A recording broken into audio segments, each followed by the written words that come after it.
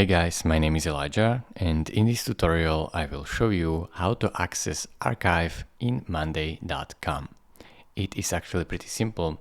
Just click on your profile picture right here, and this will expand this menu where you have option to select archive. Now you have successfully accessed archive, and right next to it you have trash if you want as well. So this is how you access archive in monday.com. It is really simple. You can search by filters right here in your archive by type or board. You can search also in the search bar, so just type what you want.